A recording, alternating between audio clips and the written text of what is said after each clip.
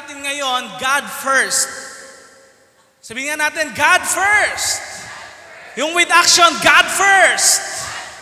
No? Na alam niyo po, ang lahat ng bagay may beginning. Sinong naniniwala doon? Lahat ng bagay may beginning. Hindi ka bula na lang or parang bigla na lang no, na nangyari ang isang bagay. Lahat ng bagay may beginning. Pero ang tanong, anong meron sa mga beginnings natin? Sa mga beginnings natin, madalas there is this happy na vibe lagi. Hindi ko alam kung ano yung pinagdadaanan nyo or ano yung family nyo, ano yung nangyari sa buhay mo way back 2023. But this is a new year, a new season sa buhay ng bawat isa sa atin. And ang tanong ko, ano yung beginning mo? Bakit? Kasi sa Bible, nakalagay, next slide, makita natin, in the beginning, blank. Sino nakakaalam kung ano yun? Actually, nakalagay, in the beginning, God. Ano? Now, alam niyo po, if we put God in our beginnings, alam niyo po, aayos yung lahat ng mangyayari sa buhay natin. And at times, hindi nauuna si Lord, kaya tuloy, hindi maayos o hindi nagiging structured yung mga nangyayari sa buhay natin. And perhaps wala tayong purpose. Parang wala ka ng ganang mabuhay. Kasi hindi si God yung sentro or una sa beginning ng buhay mo. Now let me tell you, pagdating sa Bible, nung si God ang beginning, inayos niya po ang lahat. Ano? Lahat-lahat. And kapag si God yung beginning, alam mo that there is a more powerful, mas matalino, mas alam kung ano yung plano sa buhay mo. Kaya mapagkakatiwala mo sa Kanya yung lahat ng meron ka. And gusto ko kayo encourage ngayong hapong ito na simulan natin ang 2024 beginning hindi sa anumang bagay, beginning hindi sa relationship, beginning hindi sa bagong prayer life, bagong devotion, kung hindi beginning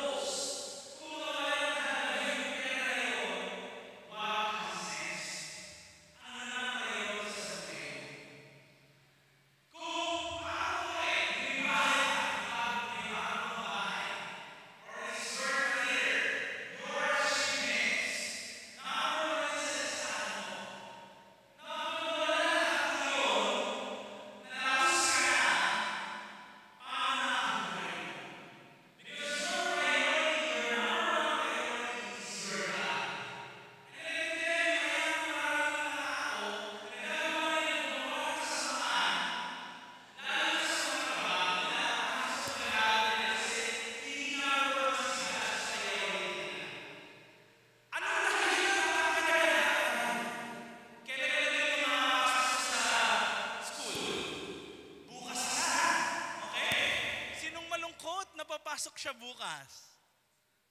Oy, masaya lahat. Asaya naman ang lahat. Papasok na bukas. No? Now, let me tell you, bakit ka ba pumapasok sa school?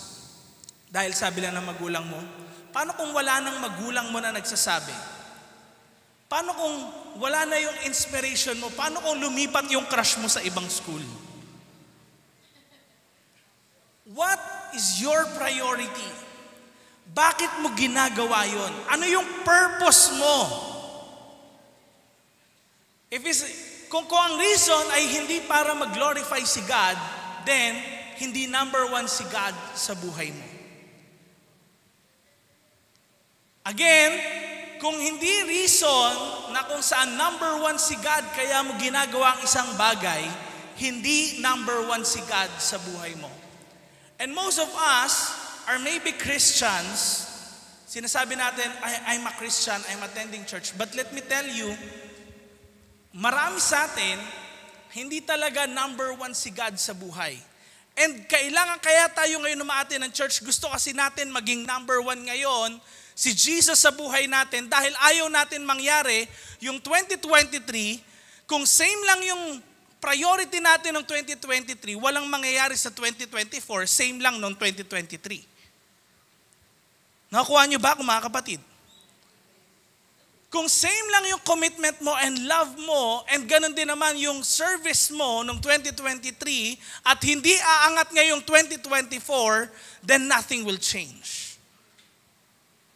Kailangan, i-desire mo na mas ma-in-love ka kay Lord ngayong 2024. Siya yung talagang maging number one priority mo. Hindi ka umaattend ng church dahil may crush ka. Sabi mo sa katabi mo, umamin ka na kasi. But let me tell you, kailangan a-attend ka ng church, it is because of God. You want to glorify God, honor God in your life. Now, meron pong apat na bagay para malaman natin kung inuuna ba natin si Lord sa ating buhay.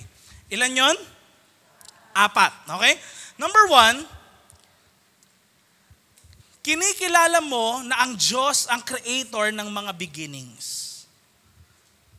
If you don't begin with God, alam niyo po, magiging disastrous ang mga relationship natin and maging yung mga endeavors natin sa buhay. Bakit? Kasi walang fear kapag mag-isa ka o kaya kapag walang bumabasa ng cellphone mo. Mag-cheat ka ba sa partner mo? Kapag mag-isa ka, ano na lang ang buhay mo talaga? That's why we need to start with God in everything that we do. Na Lord, sige, sasama kita sa buhay ko, sa finances ko, Lord, sa pag-iipon ko, para sa ganun, ikaw rin, pinagkakatiwala mo kay Lord yung lahat ng meron ka, siya mag-aayos nun. Now, alam niyo po, in the book of Genesis, and the Bible starts with this. Sa Tagalog, or Pinoy version, next slide please. Ang sabi dito, nung simula, nung create ng Diyos, alin daw? Ang langit at sinong simula? Ang Diyos. Ang Diyos ang nag-create ng lahat. And we can see sa whole creation na lahat ng nandito ngayon, it is good sa pangailangan ng tao. Pero pag tinignan po natin Genesis chapter 1, yung buong chapter na yon, alam niyo po, hindi kinreate ni God na ang tao ay inuna niya bago yung sun, moon, and stars, bago yung kakainin nila, no? Bago yung oceans, bago yung earth. Imagine, kung si God, ang ginawa niya, wala munang sun, moon, and stars. Ikaw muna ang kinreate niya. Ano mangyayari? Tingin niyo. Madilim. Wala kang makikita. Kahit umaga, parang gabi. Ano pa? Kung walang pagkain o kukunan ng pagkain, paano ka mabubuhay? Kaya kung titignan natin yung arrangement ng creation, it actually stands dun sa kaya ni Lord i-manage yung buhay ng bawat isa sa atin kung uunahin lang natin siya sa ating mga buhay. Kaya ni Lord ayusin yung buhay mo, family mo, and even yung career mo if only uunahin mo siya sa iyong buhay. Now, do you believe na si Lord ang creator of the beginnings and should be our beginnings? Amen?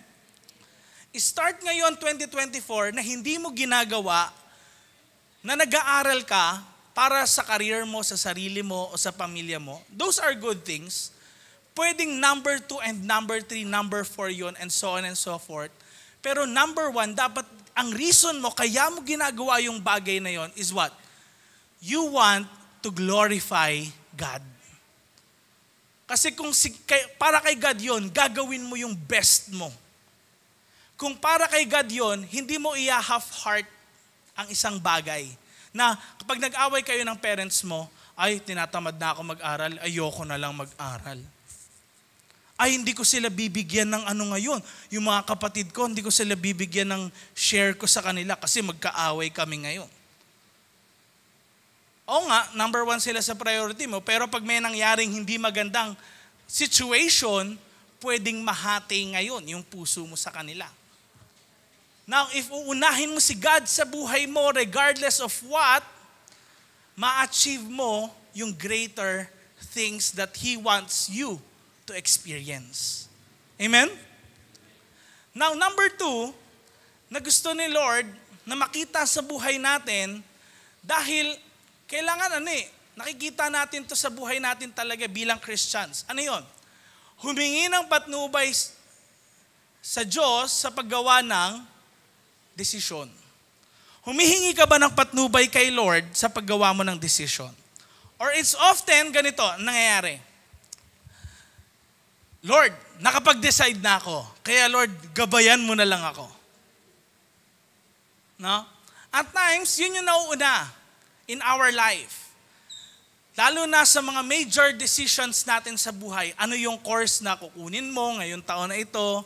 Magte-take ka ba ng exam? Anong school papasukan mo? Anong job yung a-applyan mo? Anong gagawin mo ngayon? Mag-start ka ba ng family? Lilipat ka ba ng bahay? Ano yung gagawin mo ngayon? Magko-commit ka ba as a worker sa church? Magiging leader ka ba?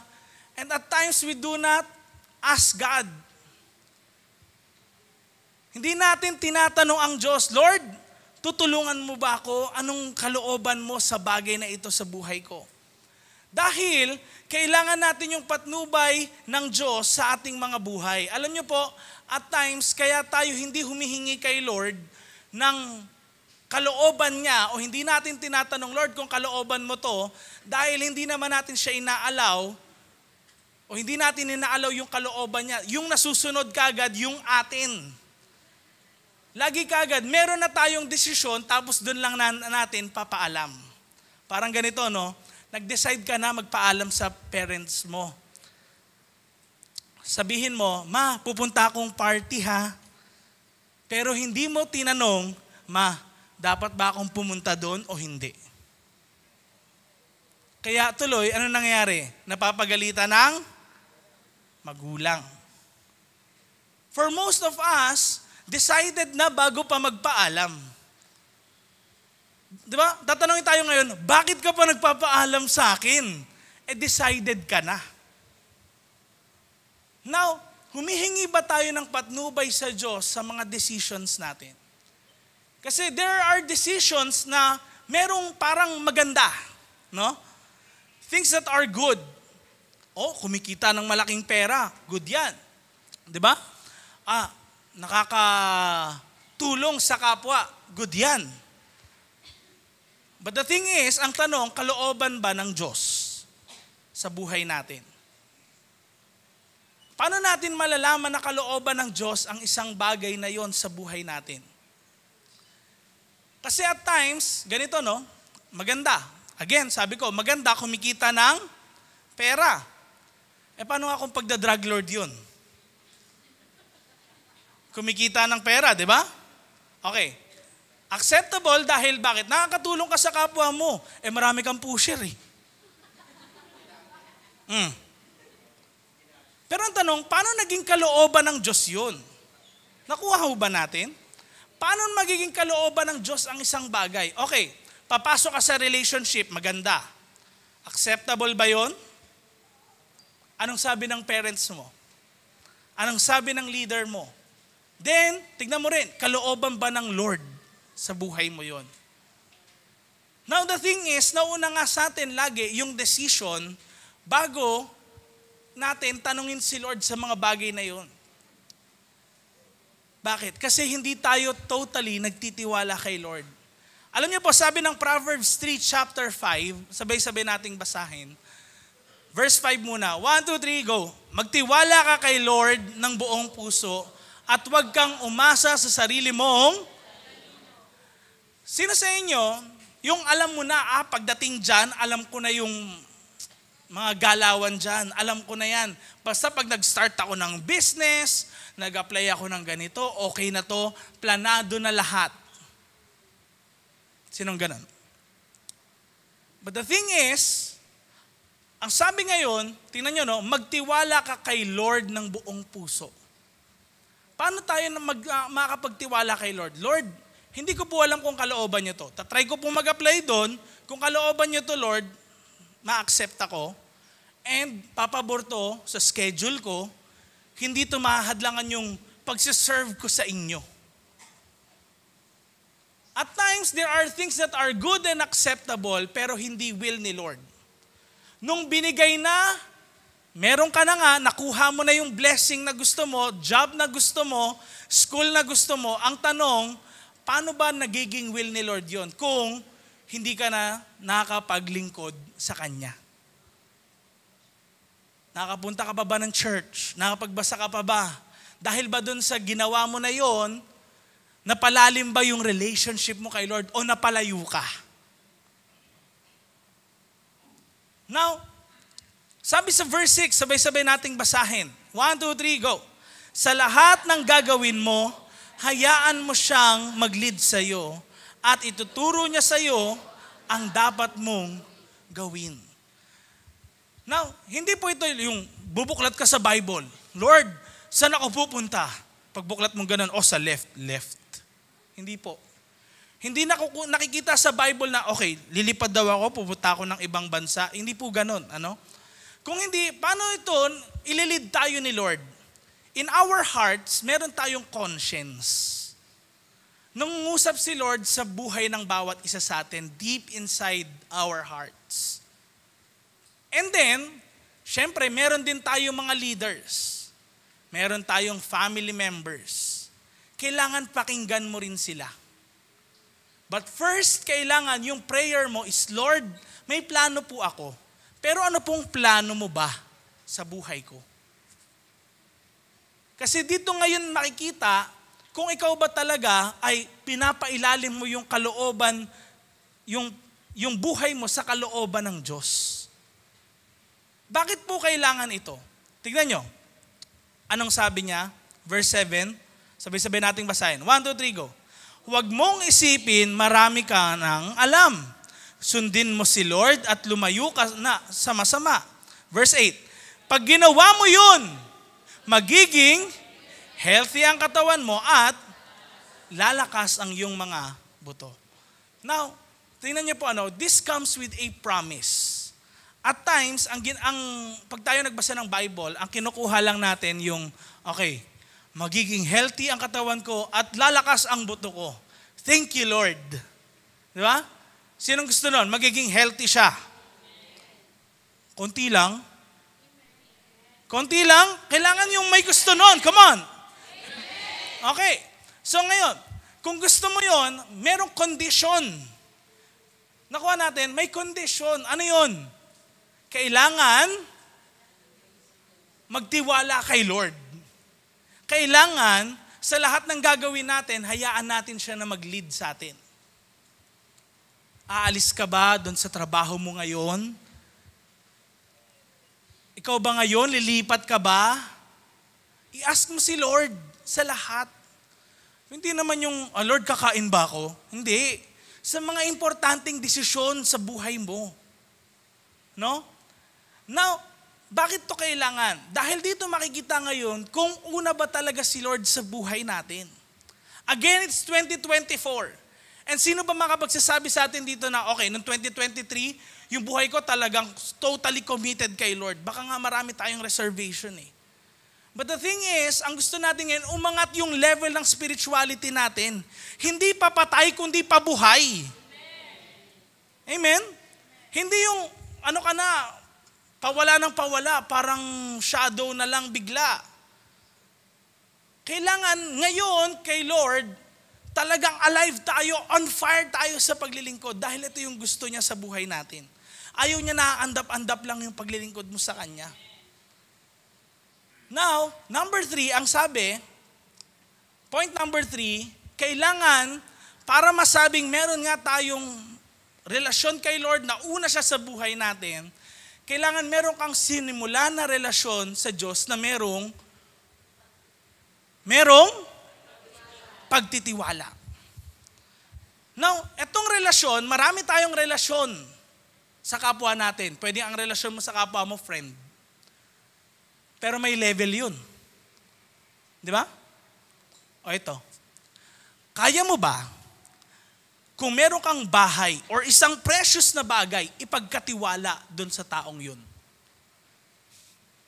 Pwedeng masasabi mo yung person number 1, okay, friend ko siya, pero hindi ko kayang ibigay to sa kanya, ipagkatiwala ang bagay na to sa kanya. Friend number 2, parang medyo, siguro tagabantay na lang siya sa labas. Pero yung papapasukin mo sa bahay mo, patitirahin mo, at after 3 days, pagbalik mo, alam mong walang kukuha ng pera mo sa bahay mo, ay eto, kaya niya yan. May level din yung relationship natin sa kapwa.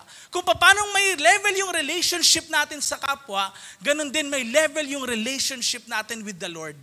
And ang tanong sa atin, yung level ba ng relationship natin, kayang magtiwala sa Diyos?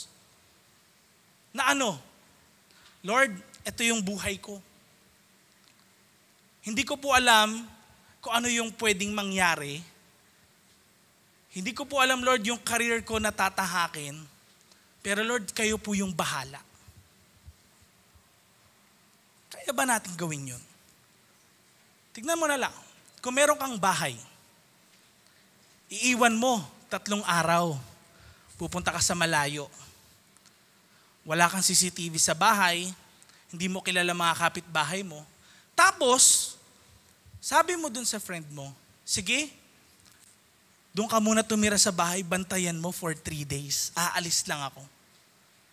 Kung kaya mo mapagkatiwalaan yung taong yun, dapat ganun din yung klaseng pagtitiwala na meron tayo sa Diyos. Kung meron man siyang linisin, ayusin dun, binibigay na natin sa Kanya. Sige, ikaw na bahala dito, Lord. Amen? Now, ito yung relationship na gusto natin ma-achieve lahat. Ang tanong sa atin, ba't kaya marami sa atin hindi pa totally kayang magtiwala kay Lord? One word, worry. Nag-aalala ka. Tayong lahat may alalahanin. Hindi tayo ligtas dyan. Lalo na sa mga mental attacks, sa mga anxieties, depression, even sa Bible nakalagay yung worry. Actually, 3 times na binanggit ni Jesus sa isang chapter yung sa pag-worry. And pag sinabing 3 times, actually, may emphasis doon.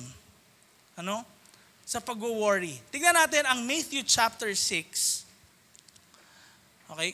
Simulan natin verse 25. Tingnan nyo, Sabi ni Jesus sa mga sumusunod sa Kanya, sabi niya, kaya sinasabi ko sa inyo, huwag kayong mag-worry. Huwag kayong mag-worry kung ano ang kakainin at iinumin nyo para mabuhay kayo. O kaya kung ano ang susuotin nyo. Di ba mas importante ang buhay kesa pagkain? At di ba mas importante ang katawan kesa sa damit? Tingnan nyo ang mga ibon, di sila nagtatanim, nag-harvest, o nag-iipon ng mga pagkain sa bodega. Pero, pinapakain sila ng inyong Ama sa langit, di ba mas mahalaga kayo kaysa sa mga ibon? Kaya, ano bang pagkakailala mo sa Diyos? Sino bang creator mo? Kung iniisip mong galing ka sa unggoy, tapos nagwo-worry ka, teka, isipin mo muna, unggoy ka ba talaga o tao? Di ba mas importante ka? Come on, mas importante ang katabi mo. Amen. Now, look at the animals around us. Paano sila nakaka-survive? And ang sabi, and yet the Heavenly Father feeds yung mga ibon na yun. Verse 27, sabay-sabay naman nating basahin. 1, 2, 3, go. Sino sa inyo ang kayang mapahaba ng isa pang oras ang buhay niya pag nagwo-worry siya? At bakit nagwo-worry kayo kung ano ang susuotin nyo? Isipin nyo kung paano lumalago ang mga bulaklak sa field. Di sila nagtatrabaho o nagtatahi. Pero sinasabi ko sa inyo, kahit sa sobrang yaman ni Solomon, di siya nakapagsuot ng kasing ganda ng isa sa mga bulaklak na ito. Kung dinadamitan ng Diyos ang mga damong ligaw, tapos susunugin lang bukas, kayo pa kaya ang liit naman ng faith nyo sa Kanya. Now, yung faith, actually, hindi po yun yung paniniwala. Level lang po yun ng faith, yung paniniwala. Level 1. Naniwala ka na may Diyos? Level 1. Pero yung pagtitiwala, it's on a new level. Hindi mo lang basta kilala. Kaya mong pag-iwanan, kaya mong ibigay sa Kanya yung bagay na precious sa buhay mo. Now, eto ngayon, yung sabi ni Jesus, bakit ka nagwo-worry? Kanina, di ba, verse 25? Bakit nagwo-worry? And then naulit, verse 28. Teka, wag mo muna ano. Yan. At bakit nagwo-worry kayo sa mga susuotin naman? Kanina sa pagkain, ngayon sa susuotin.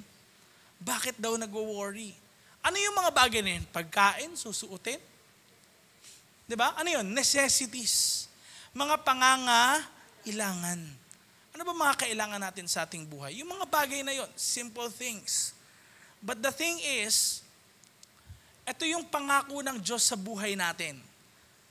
Yung needs natin ay ma-meet, pero merong condition. Pagdating ng verse 31, next slide, tignan nyo, no?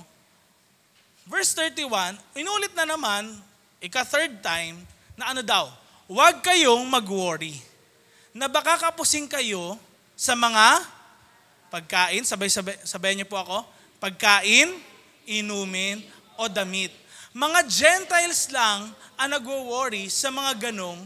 Okay, dun muna tayo. Ano yung mga Gentiles na yan? Pag sinabi pong Gentiles, sila yung mga hindi kumikilala sa Diyos, sa one true God. E tayo kung kumikilala tayo sa one true God, creator of the universe, nagpapakain sa lahat, nagsusupply ng needs ng mga tao, ano daw, hindi daw tayo kukulangin. Now, hindi po yung ibig sabihin nito, maging tamad ka, na humilata ka na lang buong araw, tapos pagbangon mo, tataas mo kamay mo, may bababang damit, at susuotan ka na lang. No? At Lord, yung pagkain, tapos bababa na lang yung pagkain dyan. Hindi po. Okay? Tumutukoy ito dun sa ating pamumuhay mismo. Kung nagtatrabaho ka, tingin mo kulang yung kinikita mo. Ikaw mismo, tutulungan ka ni Lord para makapag-earn more. At ma-survive yung family mo, yung needs mo. Hindi ka mabaon sa utang. Bakit? Ba't ngayon po, ang ganito nangyayari sa buhay ko? Ba't ang dami kong ganito, ganyan, ang dami kong problema, ano nangyayari? Tignan nyo. Verse 33. Tignan nyo, no? Anong sabi? Pero higit sa lahat, sabayan nyo po ako, unahin nyo ang kaharian ng Diyos at ang pagsunod sa kalooban niya. Okay. Tingnan nyo, no? Unahin nyo ang kaharian ng Diyos at ang pagsunod sa kalooban niya. Ano ba yung kaharian ng Diyos? Kasi nababasa natin sa Bible. Sa English, ano yun? The kingdom of God. So, ano yun? Ano yung kingdom of God? Church ba yun? Yun ba? Pag inuna ko yung church, magiging madre na ako, ganon. Hindi yun. Hindi po tumutukoy ang kaharian ng Diyos sa church. Kung hindi, ito po yung lahat ng related sa pagsunod natin sa Kanya. Kasi kailangan i-take note muna natin yung unang word. Ano yun? Unahin. Walang sinabing, eto lang yung gawin. Anong nakalagay? Unahin. Ano yun? Again, babalik tayo sa priority. Ano yung priority mo sa buhay mo? Gusto mo bang pagharian ka ng Diyos? Kasi kaya kaharian ng Diyos, ano yun? Merong naghahari. At sa isang hari, yung kaharian niya, lahat yun, pag-aari niya. Kaya pag pumunta po kayo sa Middle East, libre ng mga lahat ng mga residents doon, libre ng sa medical, lahat, yung bahay, may taxes kapag ikaw nag-ari. Pero kapag sa hari galing yun, wala kang babayaran. But the thing is, tingnan nyo ngayon, anong sabi? Unahin nyo ang kaharian ng Diyos. Ano yung unahin yung kaharian ng Diyos? Lahat ng nakikita kong para kay Lord, uunahin ko. Ano yun? Kung ginagawa mo ngayon yung trabaho mo para kay Lord, kailangan ganun ang maging priority natin. Kung priority natin na, Lord, gagawin ko tong work ko para sa iyo, sige. And then, merong pala kayong connect group. Tapos, kailangan pumunta ka. Pagod ka na, di mo sasabihin na, leader, kailangan ko po ng magpahinga, pagod po ako. At times, kailangan din yung sacrifice sa buhay natin para makita kung talagang ano ba yung una sa atin. Dahil lahat naman tayo pagod. But the thing is, how willing are you to sacrifice para dun sa priority mo? Kung yung tao ngang mahal mo sa buhay, pag nasugod sa ospital, kaya mong puntahan kahit nilalagnat ka pa o anumang nararamdaman mo. How much more kung para kay Lord? Nakuha ho natin? At times, natitest yung priority natin doon sa kung ano man yung una talaga sa buhay natin. Like for example, di ba?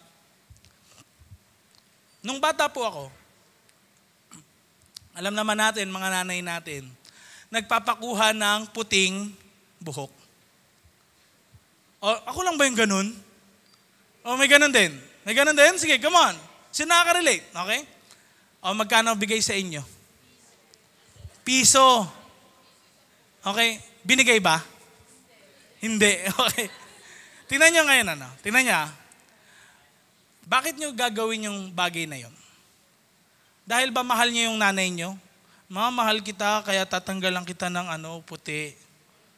Saan ka na-inspire? Saan? Sa pera, di ba? Kasi yun yung naging beginning natin.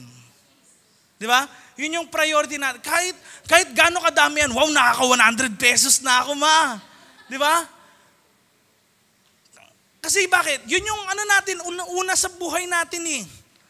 Yung meron tayong makuha. O, tingnan nyo. Bakit hindi ka nakakapag-invite? ng VIP or hindi ka nakapag-connect group. Paano kung lagyan ng pera? Sabihin natin, tingnan nyo kapag ikaw ay sa leader, sabihin natin, meron kang additional, about 20,000, kumikita kang gano'n. Gagawin mo ba yung trabaho mo? For sure. Pero kita ngayon kung sino yung God or priority mo sa buhay mo. Dahil bakit? Ginawa mo na lang yun, yung kasi yung naging motivation para sa'yo, inspiration para sa'yo, para gawin yung bagay na yun. But let me tell you, hindi naman sinabi dito na, okay, huwag ka na magtrabaho, unahin mo lang kaharian ng Diyos. Hindi po Ano nakalagay? Unahin. Priority.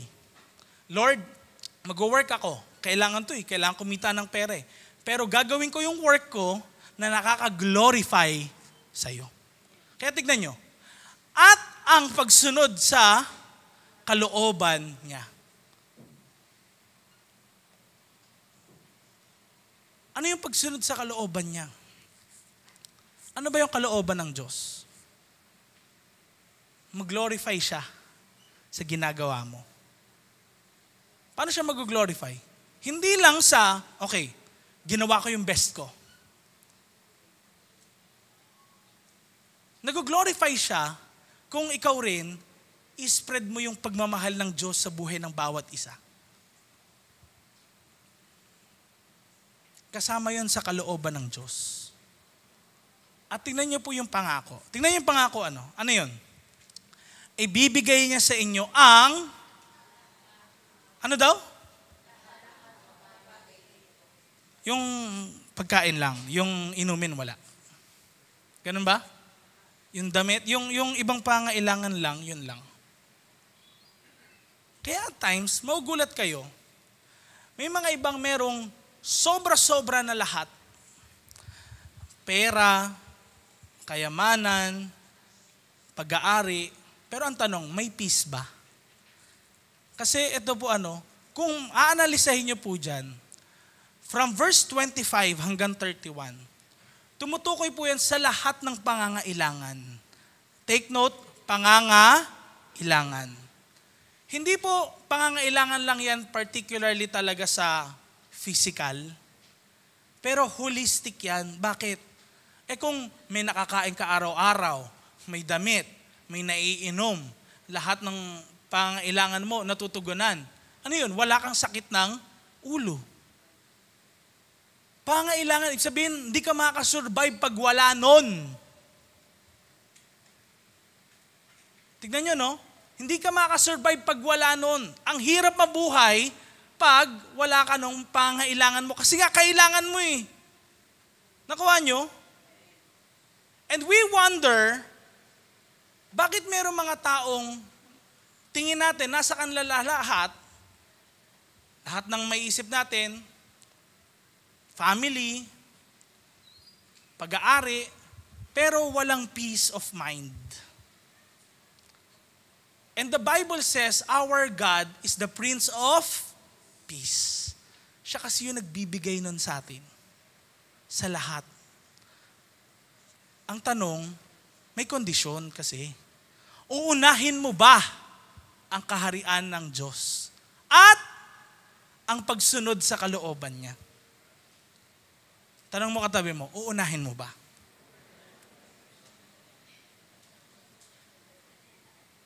Tingnan niyo yung sabi ngayon. Verse 34, sabay-sabay nating basahin. 1, 2, 3, go. Kaya wag kayong mag-worry kung anong mangyayari bukas. May sariling problema na ang bukas. Sapat na ang mga problema nyo sa bawat... Okay, tignan nyo, maigi. Ano yung pinopromote ng verses na binasa natin? Kung wala kang iisiping problema bukas, ano yun? It's what? Peace of mind. How many of us na-atake ng anxieties and depressions? Di ba? Halos lahat ho tayo. We worry. But ang tanong, teka, nag-worry ako.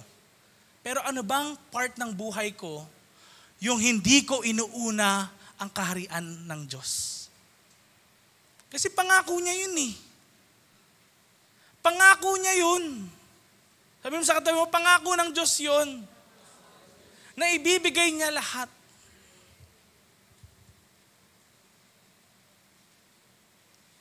It is the promise of God.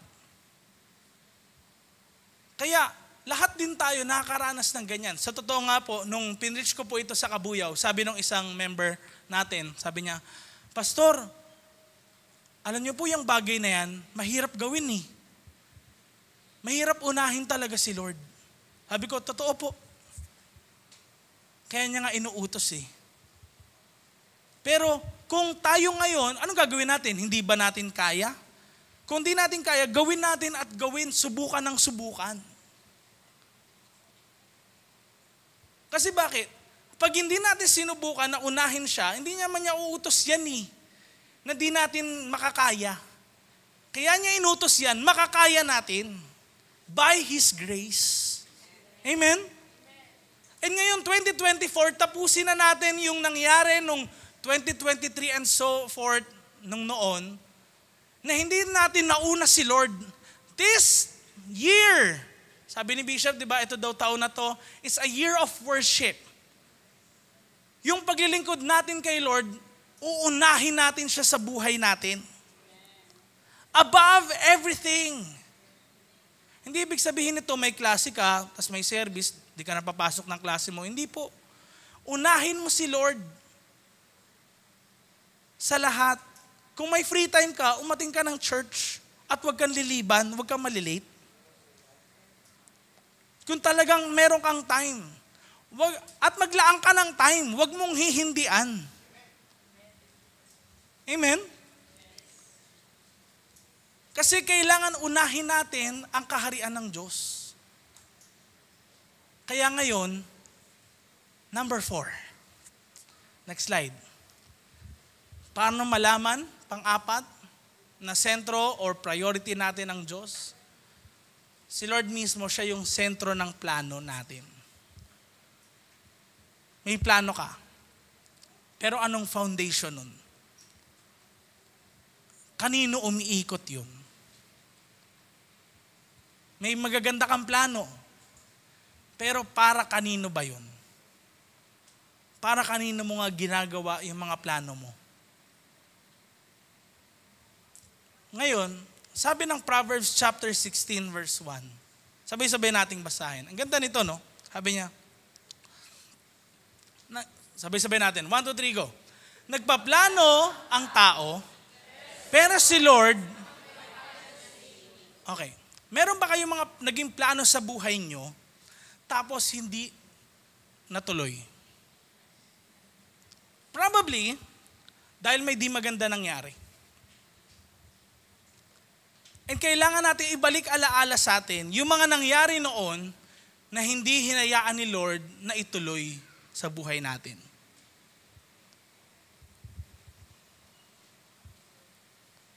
Kasi at times, sa plano natin, akala natin, okay na to. It is good. Pero sa totoo lang, kaya rin minsan, hindi tinutuloy ni Lord sa buhay natin yung mga magagandang plano natin dahil meron siyang mas magandang plano o nilalayo ka niya sa kapahamakan. And hindi natin na-realize na kung saan ang plano ng Diyos, whether, bagong career, may ini-start ka ng family or start na business, or meron kang pinupursue na goal, kung hindi po yun umiikot na sentro ang Diyos, actually, doon niya pinaparealize sa'yo, teka, meron akong ibang plano sa'yo eh. Ayokong mapariwara yung buhay mo. Ayokong maiba yung direksyon ng buhay mo. Gusto kitang magamit. Kaya lang tayo yung lumalayo at times. Or minsan masama pa loob natin, Lord, ba't di mo ginawa yun? Lord, ba't dito natuloy sa buhay ko? Hindi lang natin na-realize that God is working kapag nagsasabi siya ng no. Pag nagsasabi siya ng, teka, didelay ko muna. Minsan, iniisip natin, Lord, yung timing mo parang parang late. Yung timing mo kasi, hindi naka-align sa timing ni Lord. Ang feeling natin late kasi we do not seek God's will. And at times, ito yung nakikita natin ngayon. Nagpaplano nga tayo, pero hindi sentro ng plano natin ang Diyos.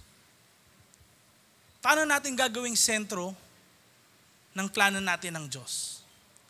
Kailangan, uunahin natin na, Lord, ito po yung plano ko. Kung kalooban mo to, ikaw bahala dito. Kung kalooban mo to, may mangyayaring maganda. Mas mai-inlove ako sa'yo. Mas magiging committed ako sa'yo. Mas magiging on fire ako para sa'yo. Hindi ako lalayo. Amen? Dahil meron lang ako nito o nakamit ko to. Next slide. Verse 2. Tignan nyo. Anong sabi? Akala ng tao, lahat ng ginagawa niya, tama.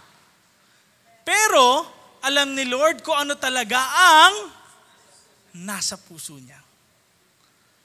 Tingnan nyo, no? Kahit ikaw magsabi kay Lord na, Lord, kailangan ko po ito. Lord, gusto ko po nito. Sana po, Lord, mangyari ito sa buhay ko. Pwedeng sabihin mo yung mga bagay na yun, pero alam ni Lord kung bakit gusto mo yun. Have you ever did this? Noon, uso yung mga crash gear, di ba? Sino nakapaglaro nun? Crash gear. Okay. Sino may mga Tamiya nga pala dito? May mga ganon kayo? Wala. Mga childhood nyo, no? O, turumpo na lang. Tumbang preso. May mga ganon. Wala pa rin? O, iPad na lang. Sige. Wala pa rin, ano? Okay. Sabihin natin, noon po, yung crash gear, di ba, uso yan. Noon, sabi ko sa parents ko, Ma, bilhin mo ako ng crash gear. Kasi, maganda yun, gusto kong buuin, ganyan. Then, tinanong niya ako, bakit gusto mo yun?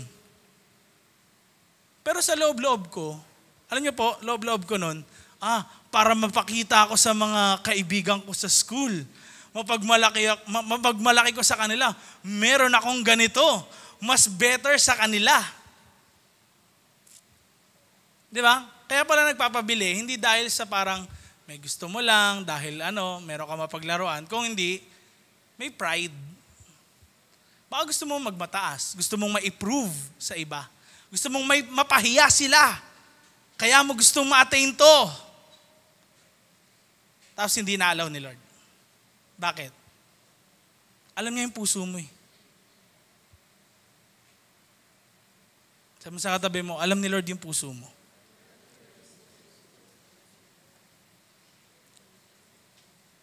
And nilalayo ka lang niya dun sa kapahamakan.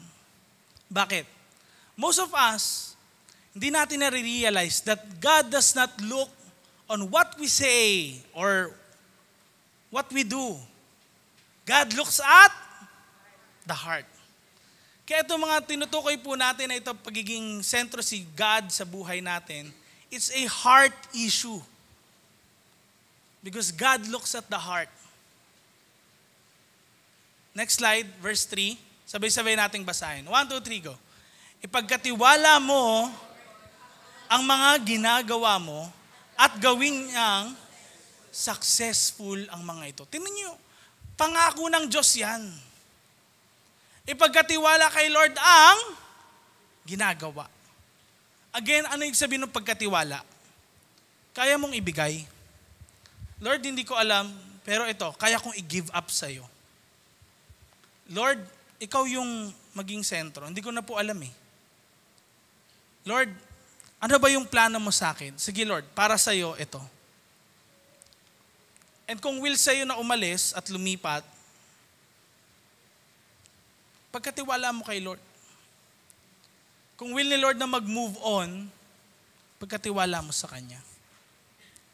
Kung will ni Lord na itigil, kaya mong itigil para sa Kanya. Amen?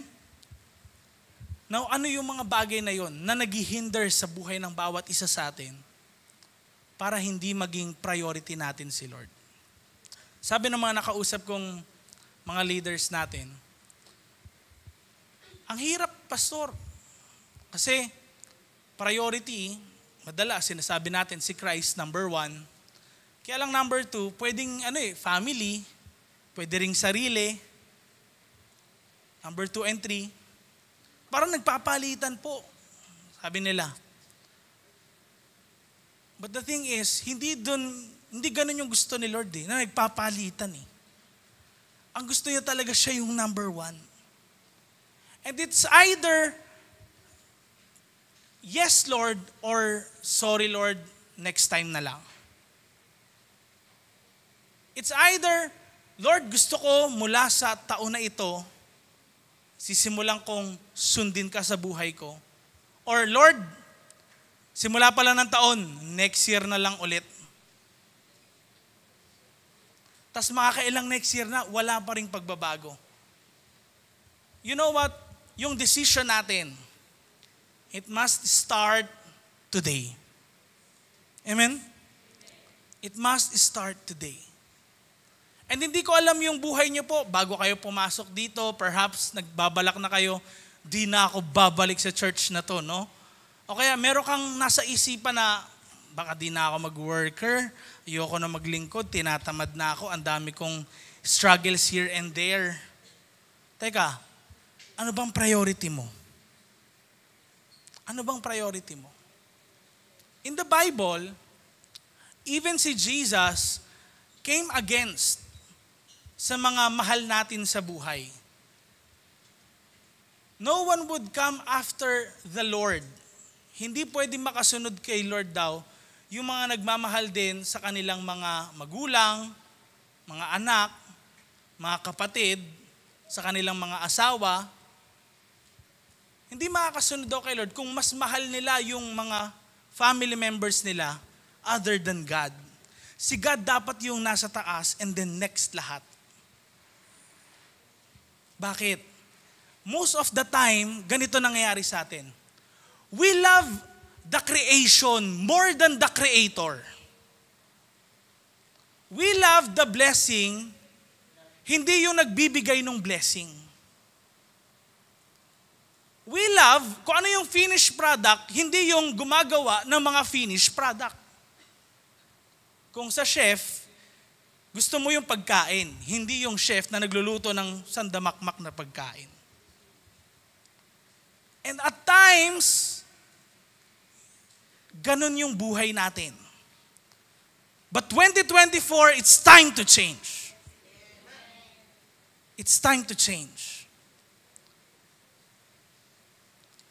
Gusto natin ngayon po, yung buong church natin maging all out kay Lord.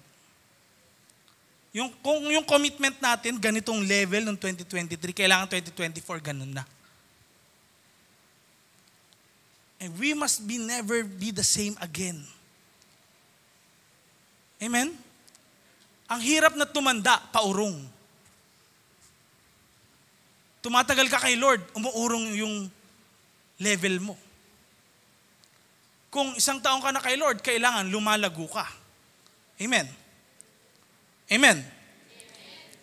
Alam niyo po, magka-close ako ngayon dito sa quote ko na ito. Sa dulo, pakita natin. Pinakadulo. Slide. Sabay-sabay nating basahin. Ito po ang gusto kong sabihin sa inyo. Uhaw na uhaw ang Diyos sa generation na magmamahal sa Kanya at uunahin siya sa kanilang buhay. Uhaw na uhaw ang Diyos sa iyo. Na ikaw, yung sa generation ngayon, talagang magbibigay na, Lord, uunahin kita sa buhay ko. And alam ko nangungusap si Lord sa mga puso niyo po. Ang Holy Spirit nangungusap sa puso niyo. I don't know kung sino ka na kinakausap ni Lord, pero ngayong hapong ito, it's time to make a decision. Hindi na kukuha yan sa pag-iyak, hindi na kukuha sa pagpalakpak o pagtaas ng kamay, dito yan sa puso. And kailangan, meron kang gagawin na decision. Pag merong decision, merong action. What is your action? Na ngayon, Lord, uunahin kita. Can we all stand up, mga kapatid?